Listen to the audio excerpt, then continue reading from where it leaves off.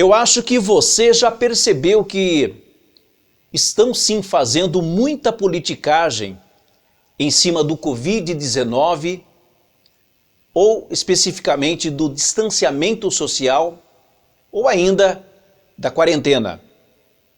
Mas nada melhor do que a gente ouvir ou se apegar a reais números do que está acontecendo no Brasil e no mundo.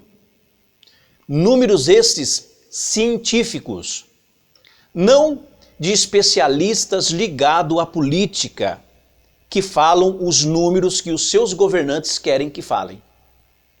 Então vamos, neste momento, desapegar só um pouquinho desta ideologia, digamos assim, e prestar atenção nesse vídeo que eu vou passar agora para você, que é do grande especialista, grande professor e nem um pouquinho político, que é o Dr. Anthony Wong, falando sobre os reais números do Covid-19 do Brasil e do mundo. Vamos dar atenção. Caros amigos, dia de motivo de preocupação e angústia diante dos números aparentemente alarmantes que apresentaram no Brasil. Mas será realmente que isso é de enorme preocupação? Vamos ver. Eu levantei um número de dados aqui de vários países e da evolução da pandemia e eu quero trocar umas ideias com vocês. Vamos lá. Então, os números realmente, se o Brasil até ontem nós tivemos um número de óbitos bastante significante, um número de pacientes bastante alto, mas se nós compararmos os casos por milhão, o Brasil teve 686 casos por milhão, está bem melhor que outros países que estão nessa lista, certo? Com exceção da China, que estacionou, e da Índia, nós somos bem melhores pelo número de casos, tá certo? Olha aqui, 686, ou seja, nós estamos 6 vezes menor do que os Estados Unidos, que é o país que teve o maior número de casos. Nós estamos 8 vezes menor do que a Espanha, que é o segundo país, 6 vezes menor também do que a Itália e assim por diante. Então, até a Rússia, que é um país que estava com poucos casos, tem o dobro de casos por milhão do que o Brasil. Bom, óbitos, você sabe que não gosto de falar de óbitos porque óbitos representa uma situação não atual. É o número de casos por milhão que representa a evolução de uma doença. Mas mesmo assim, se nós levarmos em consideração o Brasil, que tem 47 óbitos por milhão até ontem, está bem melhor que muitos dos países, com exceção da Rússia. Mas olha aqui, 47 comparado com os Estados Unidos, olha, a Itália, a Espanha e a Itália tem mais do que 12 vezes mais óbitos que o Brasil. E a França tem 10 vezes mais óbitos por milhão que o Brasil. Então, é motivo de preocupação? Sim, toda morte é motivo de preocupação. Mas a morte representa uma outra situação, tá certo?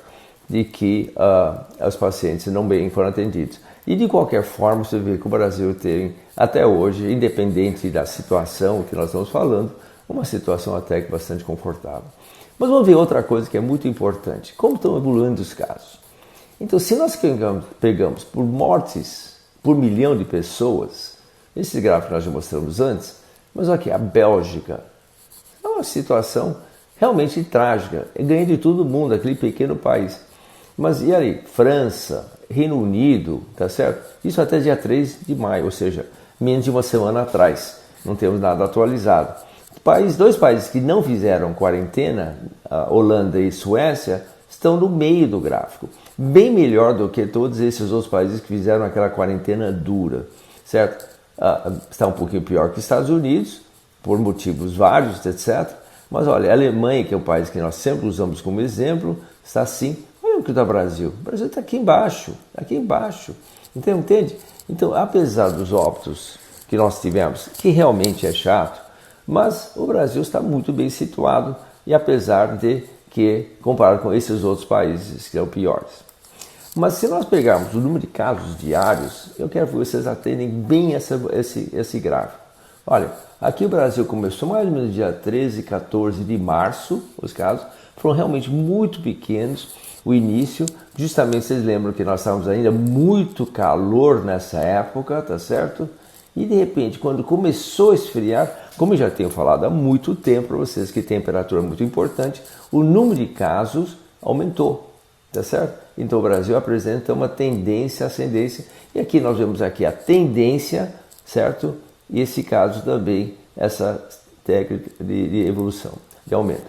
Agora, ao contrário dos Estados Unidos, que teve também, imagina a mesma época, mas só que subiu rapidamente nessa época depois de março, certo? Estabeleceu uma quarentena mais ou menos, mas olha que a tendência dela é ter um pico muito alto, evidentemente o país que teve mais casos, e aqui está evoluindo, mas com uma certa, como vocês veem por aqui, uma certa tendência de diminuição. É importante lembrar que os Estados Unidos, apesar desses números altíssimos, muito mais altos do Brasil em casos diários, tá certo? Já tem 30 estados já em processo de flexibilização da sua quarentena ou do seu isolamento. Outro é a Espanha. Espanha, olha que mentira, a Espanha começou uma semana antes do Brasil. E por causa do inverno, como nós sabemos, é aquele negócio de ficar tudo dentro de casa, ok? Que é um perigo. O que aconteceu? Atingiu o pico rapidamente, mesmo com a quarentena, certo? Olha, a tendência dela é de queda, certo? Como vocês podem ver esse gráfico também aqui. Então, dia a dia, está diminuindo os casos. E a mesma coisa aqui, e a Indonésia? A Indonésia é um país que não adotou a quarentena, certo? E o que acontece? Está evoluindo, não tem picos nem baixos, mas tem uma tendência de estabilização, uma discreta subida aqui no fim, mas você vê que é um estado de estabilização. Olha, a Indonésia é o quarto país mais populoso do mundo e, no entanto, o número de casos totais diários são relativamente pequenos. E olha, lembra que a Indonésia não adotou a quarentena. A Índia adotou a quarentena, aquela coisa estabanada, vocês lembram, fechou, todo mundo teve que sair, não houve nenhum isolamento social, você lembra que as pessoas, quase ao lado do outro, aqueles trens ou até a pé andando um próximo do outro, começou a subir, tá certo? E ainda está tendendo a subir. Mas lembra, a Índia, devido a esse número, com o segundo maior país mais populoso do planeta, o que ele fez? Está adotando, certo, a suspensão, já dito que eu anteontem, vai suspender a quarentena, permitindo a volta das pessoas ao trabalho, porque a quarentena não está funcionando, não está conseguindo isolar suas pessoas, tá certo? E viu que os danos para a sua economia, danos para a própria pessoa, é muito pior do que o número de casos que eles têm, que tem 1.300.000.000 de pessoas. E olha que o número de casos diários que tem. É metade, 1/3 que tem o Brasil. Certo? A Suécia é outro país que não adotou a quarentena, começou um pouco antes do Brasil, também não teve um pico, justamente por não ter tido quarentena, as pessoas circulam livremente. Evidente, obviamente, eles ensinaram o povo a quarentena, quer dizer, isolamento voluntário, mas as pessoas podem almoçar, jantar, restaurantes abertos, as escolas não fecharam. E olha o que aconteceu. A tendência é, depois de tanto tempo, uma tendência à queda, à normalização. E lembra que eles não fecharam, a economia continua funcionando, um pouquinho diminuído, mas continua diminuindo. E lembra que o chefe de epidemiologia lá disse que na semana que vem ele atinge a situação de imunidade de rebanho, então aí a tendência de queda, que nós já notamos uma discreta queda daqui para frente, né? E a Turquia? Turquia é outro país, recusou a fazer quarentena, certo? Como também era na época do inverno, você sabe que não é tão forte como os outros, mas olha, também começou mais ou menos na época do Brasil, subiu rapidamente, aqui, a tendência dela queda. E lembra que a Turquia não adotou a quarentena e já está tendendo a cair, tá certo? Com isso, é muito importante, como a Suécia não adotando a quarentena, obviamente é esperado que eles tenham também a imunidade de rebanho que tanto se almeja quando você quer acabar com uma epidemia.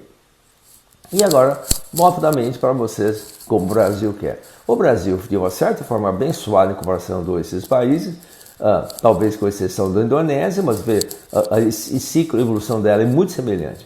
Mas por algum motivo, e que vamos tentar explicar, o Brasil, em vez de estar estabilizando, está subindo. A Índia, o Brasil é a quinta ou sexta maior população do planeta, tá certo?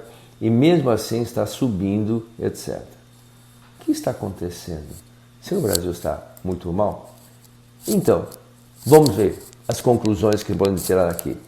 Todos os países que adoram a quarentena estão em processo de flexibilização, tá certo? Todas, Itália, França, Alemanha, Suíça, Áustria, Dinamarca, inclusive muitos deles adotaram como primeira ordem a liberação das escolas ou creches. Certo? Até a Índia está abandonando a quarentena ao notar que havia mais dano ao povo do que infectados para tratar. Todos os países atingem seu pico entre 6 e 9 semanas do início, exceto o Brasil, onde continua subindo. Os países que não adotaram a quarentena tiveram processos pouco mais longos, mas estão em queda de incidência da doença. Suas economias foram pouco afetadas. E, finalmente, os programas contra a Covid-19 no estado do Brasil, ao contrário de todos os estados e outros países, vêm apresentando evoluções atípicas e regressivas, com mais medidas repressivas. Os programas desses estados caminham para uma situação médica de enorme risco social e precisam ser urgentemente revistos e modificados. Em nome da ciência, da medicina e principalmente do bom senso. Até mais.